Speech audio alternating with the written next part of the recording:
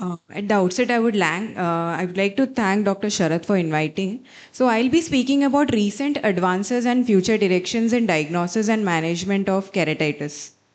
I don't have any financial disclosures.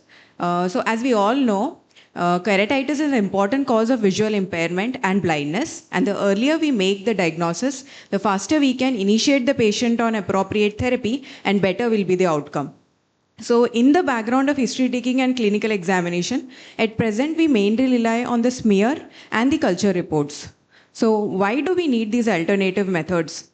Slit lamp, even though the principal diagnostic tool, infective organism cannot be seen, and not all the ulcers will have the characteristic clinical signs. Culture is the gold standard, but positive only in 57 to 67% cases. This is a study by the LVP group where they have analyzed a change in the trend in microbial keratitis, wherein we get more of culture negative keratitis these days.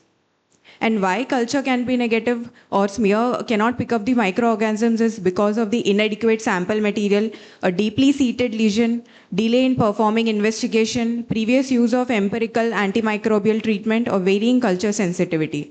Also, there could be mixed infections, and we need these methods for monitoring of treatment also.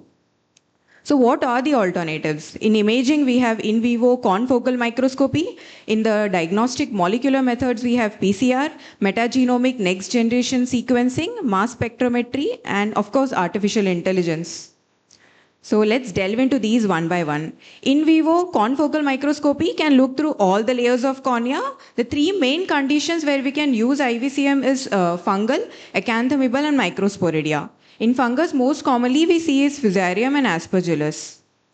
Uh, Also, IVCM can be used for monitoring of therapy. This is a study where confocal microscopy was used in diagnosis of Pythium keratitis. What are the limitations with IVCM? It is user dependent, requires a skilled operator, requires patient cooperation. The field of view is small. The objective has to be moved all around the cornea in order to detect the organism. Again, interpretation requires an experienced viewer.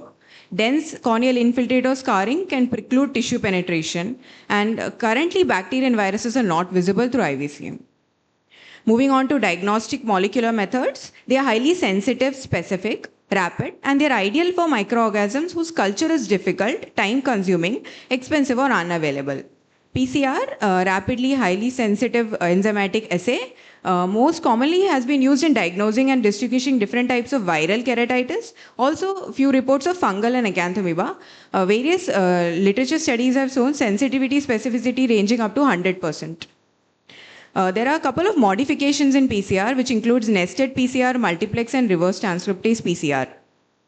Moving on to clinical metagenomic next generation sequencing, it allows for rapid, massive parallel sequencing of DNA RNA. This has an increased efficiency and quality with reduced cost.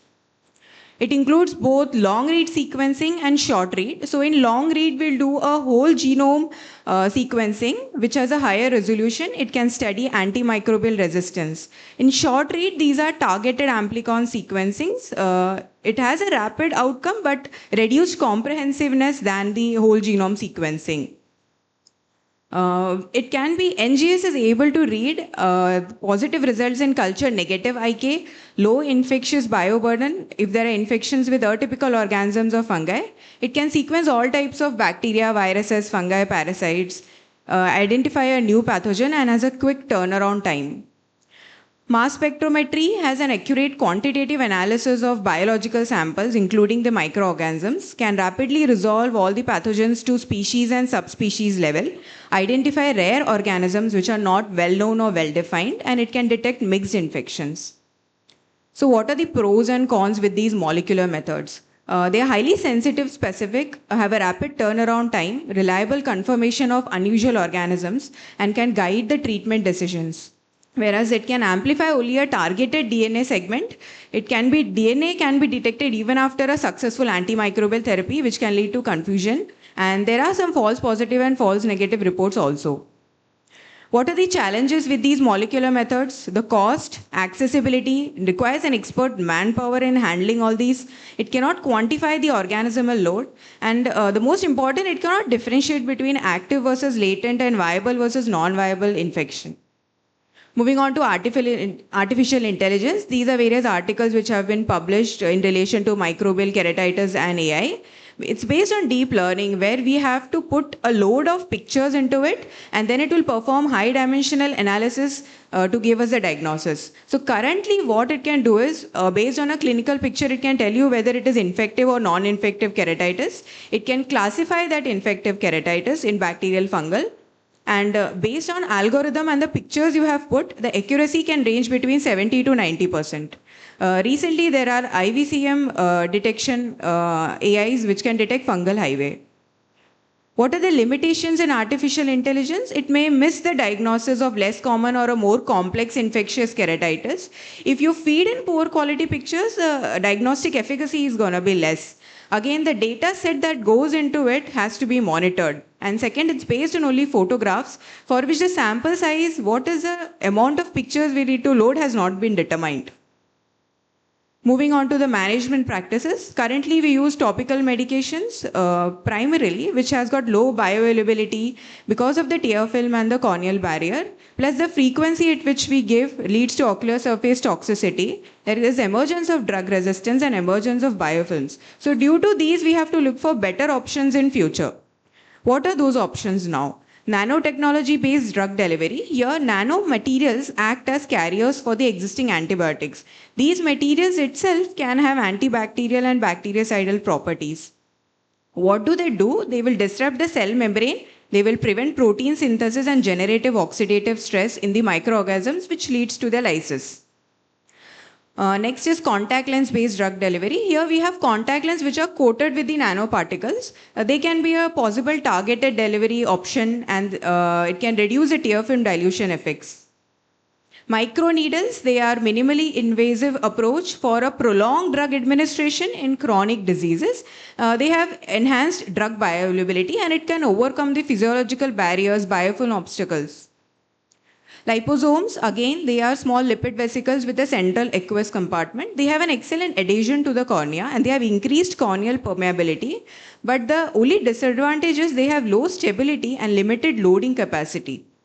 The other advances still in the experimental stages are plasma therapy, phage therapy, gene therapy, and probiotic therapy. Moving on to CXL, PAC CXL, what is the basis of using CXL in microbial keratitis? Both riboflavin and UVA has known to be shown antimicrobial properties. There is strengthening of the corneal collagen against degradation by the collagenolalytic enzymes, and riboflavin has anti-inflammatory and pain-relieving effects. So what has been seen in the previous studies? Yes, it can expedite resolution in bacterial keratitis in terms of infiltrate and the time taken to complete healing. But there is uncertainty regarding the effectiveness and safety in treatment of keratitis.